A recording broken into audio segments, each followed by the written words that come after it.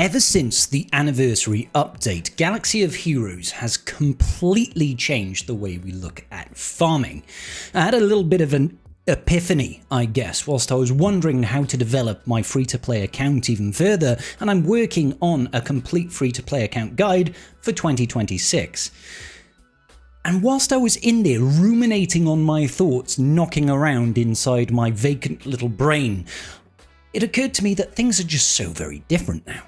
Let's have a chat about it. Welcome back, ladies and gentlemen, to another Galaxy of Heroes video with me, your bald boy Scribe. How the devil are we all doing? I hope you're doing fantastic. Smash the like button, deploy the subscribes, because my name is Scribe, and if you're not a sub for me, then I made this awkward. Anyway, so, free-to-play account. This is about a 12-month-old account, and it's about 3.5 mil. I do relatively okay on this account. It's only chilling in Bronzium 4 because I don't have a focus on PvP for this account. I am able to get first in fleet if I try hard enough, which is fine. It's what I wanted to give me the crystal income that I can have to do stuff such as, unlock a 4-star mall. Next era, if there is another journey guide event, I'll be doing a step-by-step guide how to get a 4-star or a 5-star. And if you want to see a 7-star variant for those who've whaley boys at home, let me know in the comments section down below and I will prep that for the video as well. Not only that, I'm able to do some really fun things in the raid because that's where I focused my energy, is basically economy performance, right? Economy performance. So when I look at personal rate, or I look at the leaderboards, you can see last raid I scored 5.7 million, which is not bad for a 3.5 million GP account. 5.7 million using teams such as Tarkin Clones or Tarkin Scorch at R9 and various other shortmans, undermans and relatively low investment teams. Really proud of that because it lets me get a good score, which lets me then feed that into additional materials to further my roster broader. Now, since we got the Colosseum game mode and the error currency and all of this good business and like an absolute flood of lightspeed tokens, it has completely changed the way I'm looking at this game. At least for my free-to-play account. It's not quite the same issue at a very late game account where I have everything in my 14.6 million account. I'm not worried about how am I going to farm up Starkiller. It's like, that doesn't matter, right? But when I'm looking at the things that I'm farming now, I find myself, one, waiting for journey quests to come into the game because they're fantastic. They basically give you a legendary unlock over the course of a month. You get it split up into 2 weeks. We had it with sort of the Phoenix that gave us access to Thrawn and gave us access to Palpatine. And then we had, I think it was Empire units. Was it Empire units? We had an Empire LST and we had a Droid LST. We were able to get loads of stuff. Loads of really good stuff. So once I finished off my current farms, which was prepping up my raid teams, and I'm ready for example, I'm completely ready to get Jedi Master Mace, who's coming out in just 10 days time, roughly thereabouts. So I'll be doing an unlock guide for that as well. I was like, where do I go next?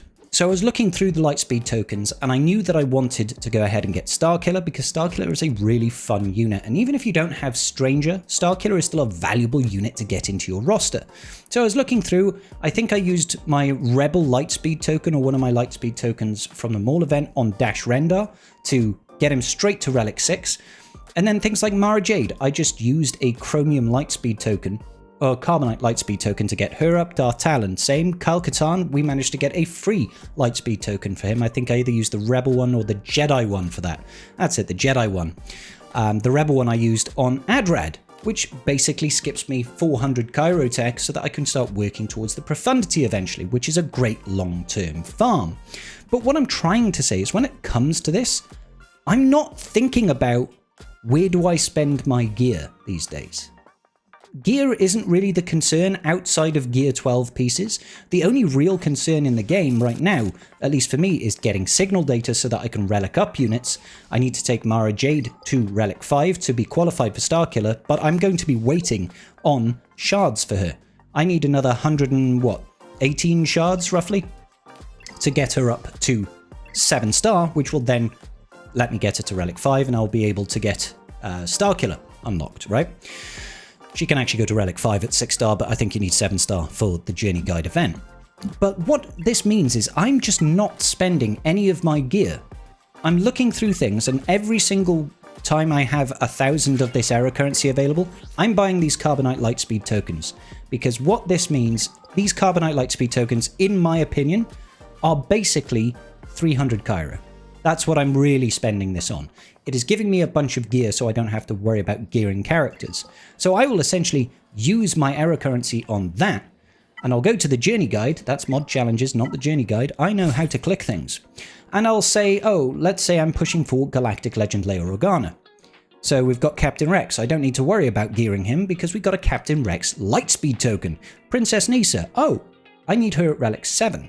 She is a new unit. She requires 400 Chirotech in total. I could click on Nisa and I'm like, oh, I've already spent one of my Carbonite Lightspeed tokens on the skill, skipping an entire 300 Chirotech. So now all I have to worry about is getting her shards and then getting her up to relics from gear 12, which has just saved me a whole bunch of time. Wicket, I'm thinking, okay, yeah, I could gear Wicket if I wanted to. I could farm Wicket if I wanted to, just on Darkside hard node farms. But right now, I don't feel the need. He has also got that event, hasn't he? Is it the Endor Planet Forest Moon Assault Battle? I think you can get 20 shards of Wicket per run of that, and other areas. Lando Calrissian. This is a unit that I would probably consider gearing if I was pushing for Leia. I wouldn't waste a Carbonite Lightspeed token on him because he just does not need any Chirotech outside of the relic level. So I'd rather save those Carbonite Lightspeed tokens, which are admittedly quite difficult to get, on something that needs Chirotech. Admiral Akbar. I could gear this guy, but I know for a fact that in a couple of weeks' time, we are getting an Akbar Lightspeed token to take him straight up to Relic 0, which means I'm not going to gear him. And Scout Trooper. Well, yeah, I could use a Carbonite Lightspeed token on Scout Trooper, take her straight up to gear 12, skip almost all of the Chirotech and just get down to the gear. I'm already prepped, so I just need to farm the fleet node to get her shards and then farm the gear. It's like just the gear 12 pieces. It's completely different. R2-D2. We are in the middle of his journey quests right now. We have already got 2 Inquisitors. In 4 days time, on Tuesday, we're going to be getting another 3 Lightspeed tokens for Inquisitors, and it's going to give us an R2-D2 Lightspeed token as well, so we'll be able to take R2-D2 straight up to Relic 1, and he's going to get both of his Zetas, Combat Analysis and Number Crunch. So it's like, we are already changing massively the way that we gear. We're only, or in my opinion, we should only be looking to use our gear on units that we absolutely have to. And that's going to be the legendary unlocks themselves, like your Galactic Legends, like your Star Killers, like your Afras, like your R2-D2s, unless we get Lightspeed tokens for them, and look to gear only old characters that are both accelerated and don't have any Chirotech. Thanks to the way that guild payout system works for raiding, we get boatloads of Mark 1. Look at it, it's trying to sell me some Wicket now. We get boatloads of Mark 1 raid tokens, and we can use these Mark 1 raid tokens on quite a lot of decent units. Do you know what I mean? Like, these are easy to get tickets now, easy to get farms. I could push for gas if I wanted to.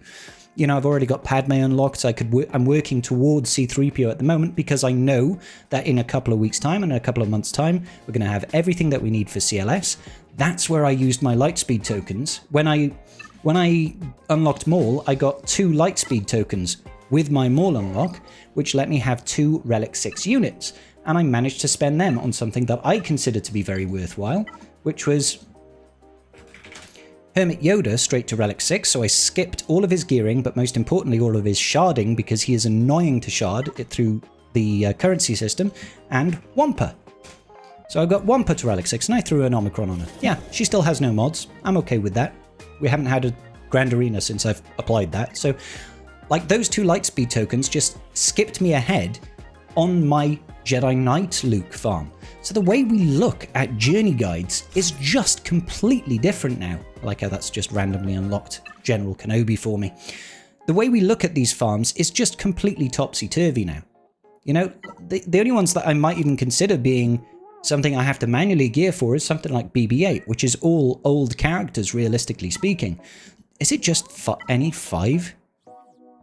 Yeah, it's any 5 first order units. So you could actually use Darkside Vision Ray if you had her unlocked. That's kind of wild. It's been a long time, and that's an easy event. You'll be able to do that with very low investment if you just have 7-star units, and you'll want the first order geared up anyway to get your Supreme Leader Kylo Ren in the long run. The really good one is Jedi Knight Cal Kestis. All of his requirements only require Gear 12. Gear 12 7-star. So I've got them all at Gear 12, mostly thanks to lightspeed tokens once again, and I'm just working on their shards so that I can get Jedi Knight Cal Kestis. Do I need him right now? Not necessarily, but it goes towards my philosophy of building towards economy events. Getting Jedi Knight Cal Kestis allows me to work towards a team that I can use to get Zepho unlocked. The Inquisitor's bundle is coming out. I should be getting Relic materials to take them up so that I can get Grand Inquisitor to help me get Reva. And then similarly, as you can see over here, we've got Bo-Katan Mandalore. I'm just waiting for the Mandalorian Lightspeed token, which I'll throw on Paz Vizsla. Skip all of his gearing, then I just need to take the rest of these guys up to Relic 7, and I'll be able to do the Bo-Katan Mandalore event, and we'll be ready from a guild perspective to go over to Mandalore eventually. It's just wild. What this means is I just have a boatload of gear. I was looking at relicking up my Master Qui-Gon Jinn because I want him at R9. I've already got Padawan Obi-Wan at R9, and I wanted to take Master Qui-Gon Jinn to R9 for Duel of the Fates, which is dropping in just a couple of days.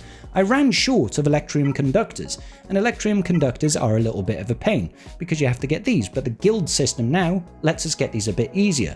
Similarly speaking, Erodium heat sinks. Normally, I would do the good old-fashioned way of converting Sienna holo projectors into their complete piece to get that 250 conversion, which is great. But you know what? I couldn't find any more of these yesterday. They weren't inside my guild store. I'll buy some now for the sake of it. But it occurred to me that it doesn't matter so much anymore. It doesn't matter so much anymore. You know what I broke down? I converted stun guns. I turned stun guns into Erodium heat sinks because I just felt like I didn't need them. Stun cuffs, Carbantes. I've got absolutely no problem in building them out and throwing them onto this Erodium heat sink because it gives me good conversion rates. Don't get me wrong, I would much rather do it on these, but it doesn't really matter anymore. I'm not constrained by the same gears constraints as I used to be. It's just shifted the focus, realistically speaking, towards Gear 12 pieces and a little bit of Relic data. By a little bit, I mean a whole metric boatload of Relic data. It's just wild and it's exciting. And I can't wait to bring out this guide for you guys probably in about a week's time because it's a lot of work, believe me. I've got a whole vision. It's going to be great. Anyway, ladies and gentlemen, I know this one was a bit of a rant, but I thought it was kind of important and valuable lessons to be learned and showed how game economies can evolve over time in these live service games. There are good things and bad things. It's not like there are no gates anymore. It's not like there are no bottlenecks. There are bottlenecks, but those bottlenecks change over time. Basically, with how the economy changes, so does our focus. Great. I think it's a really exciting time for new players there. You can fly through legendaries at such an accelerated pace at this point. It is absolutely wild. It gets players to the part of the game that's far more exciting. It's when you've got lots of fun teams to interact with, and I am here for it, baby. Anyway, drop me a like, guys, and I'll see you all in the very next video. Peace out. May the Force be with you.